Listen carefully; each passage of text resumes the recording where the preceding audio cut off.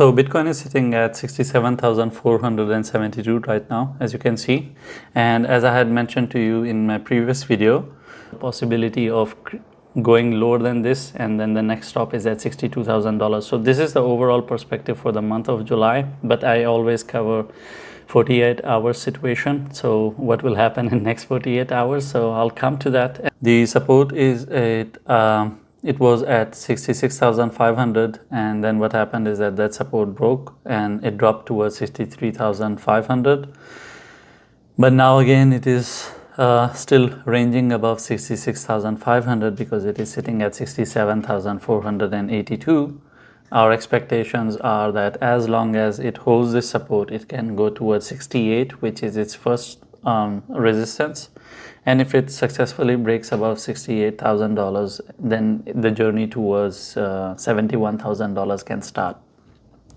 But the moment you lose this $66,000 range, what would happen is that it would open the doors towards $62,000 again, because last time when it made its attempt, it stopped at 63,500. But this time, if it breaks below this, I don't think that that range will be able to hold, and we will see that 62K area one more time before it starts flying again towards 71. But if we achieve 71, then that makes 60, 62, those ranges really questionable. And of course, those who are waiting for 58K, that will be totally gone. But I think with the passing, as time passes, what has happened is that it has pretty much given us an assurity that the low that we were looking for in the market has happened in the month of July. As I explained in my other videos, I make 10 coins videos a day. I put them on my YouTube, and if you're not subscribed, you wouldn't notice. But in my other videos, I clearly mentioned that we were looking for a low, and that low has happened on 5th of July. And now I think as the low is in, what we will see in the upcoming months is that we will see an uprise, which means that the floor will continuously start going up.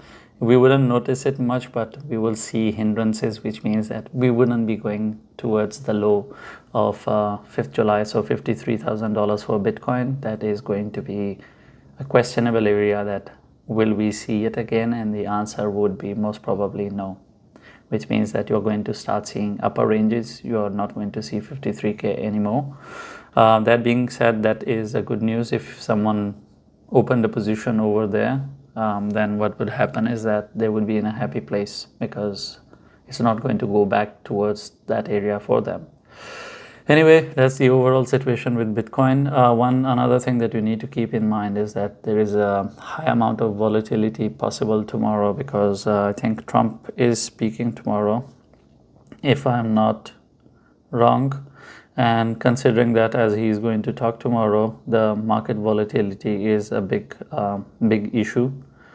He is going to talk at 2 p.m. CT, and on 27 for 30 minutes. Yes, so there's going to be volatility in the market, which means that the case scenario can be that the market drops first, and then when he speaks, the market pumps.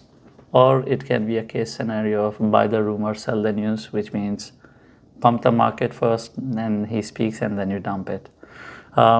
You can reference it to the SNL, Saturday Night Live, Dodge situation of Elon Musk in 2021. We saw what happened.